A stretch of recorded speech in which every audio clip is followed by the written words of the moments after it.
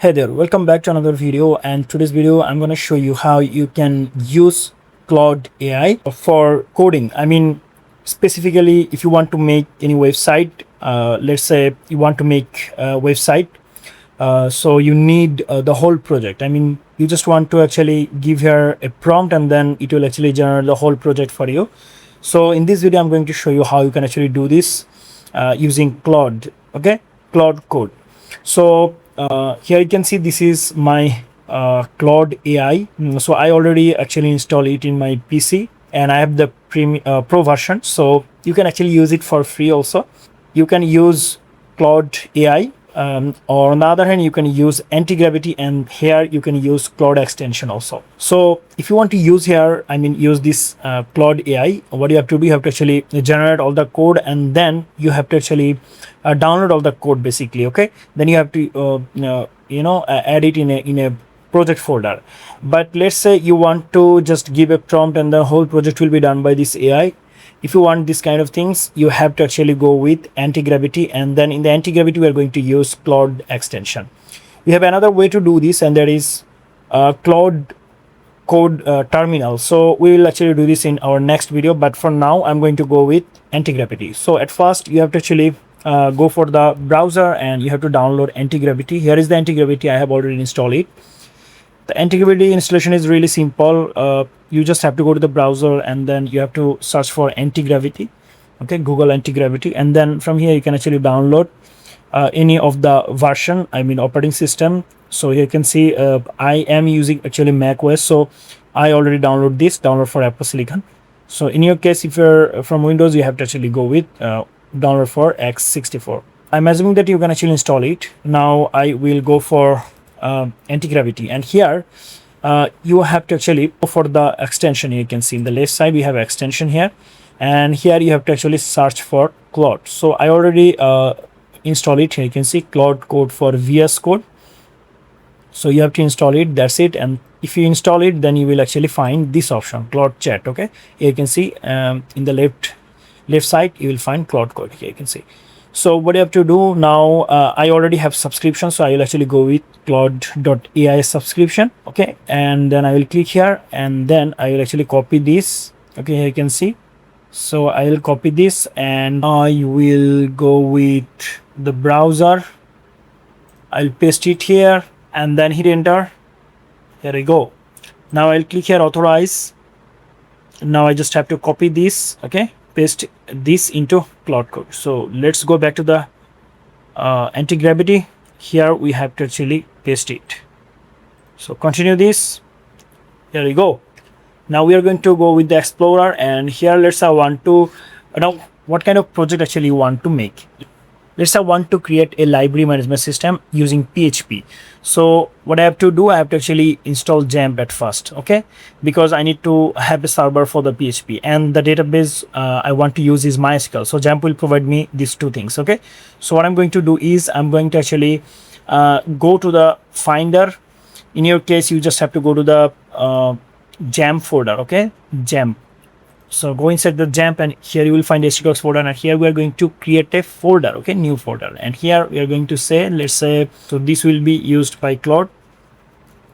So we're going to drag and drop it here and don't save it. Here we go. Now we have added our folder here, you can see. I'll click here new session, you can see, and here we are going to actually write down anything if you want. So we are going to use here a prompt basically. We are not going to do any coding here, okay.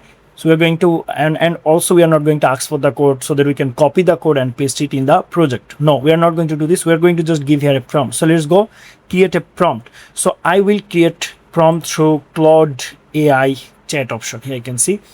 Now let's go with it. Let's go. I'll say dismiss. I can see we have what kind of prompt to, so we have a pop-up here. You can see what kind of prompt are you looking for. So we are going to actually go with development prompt, okay. Then which features should you should the library management system include. So we'll say book catalog and search, we'll check it. Then we'll go for the member management also, and then fine and penalty system also. All right, and then we'll select it. Then what is the target user of this system. So we are going to actually go with this one, okay, school and university library. And now working on it, here you can see. So we got the prompt. Now we are going to copy this from here, okay, and then we will go back to the anti-gravity. From here we are going to paste it, okay, paste it. Here we go. Now we are going to hit enter, or maybe we can actually click here in this up arrow key. Now make sure you have start your PHP server, okay, gem server. So go for the gem and then go for the manager OSX basically. In your case you have to actually go for the gem control panel. If you are from Windows, you have to go for the gem control panel, okay. If you press Windows key and then if you type gem, then you will find gem control panel. Basically this is the gem control panel. Then we'll go in this section, manage servers. From here we are going to start MySQL database and Apache both server, okay, and we'll wait for this project completion. Here you can see allow this bash command. So we are going to say yes. So basically this command is for creating a directory, mkdir, make directory. So we don't have to actually focus on this. We just have to wait for the project completion. All right. And if you want to see the real-time output, you can actually click here in this file explorer. Here you can see we have all the folder here. We have views, then we have models, include, controllers, folder, config, and then assets. And in the left side, you can see it create database.sql. So here you can see this is the database name library_db. So this database is not created yet. It just give us the .sql file. So we have to actually create this library_db database manually, okay, and then we have to add this .sql file to get all the dummy value and tables. We don't have to do any coding here. I mean, we don't have to actually create any table here, okay. That's it. So let's just wait for the project completion, and when the project will be done, I'll back. So guys, here you can see it completed the whole project for us, and now this is the time to actually check how it will look like. Make sure you have start your gem server. Our both server Apache and MySQL are running. Now let's go to the browser and let's access the project. So what you have to do, you have to actually type here localhost, then slash, hit enter, and here you can see this is our project library hyphen Claude. So there is database connection failed error. So we have to actually set up the database at first. So go to the new tab and then go for the localhost /php myadmin. Here we have to create a database. So click here new, and here we are going to give the database name.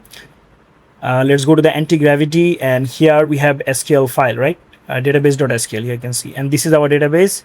So either we can actually copy the database and then we can import it, or maybe we can actually select all of them and then Ctrl+C to copy this, and then go back here, and then you can actually click here in the SQL standard query language, and here you can actually paste it. So paste it here.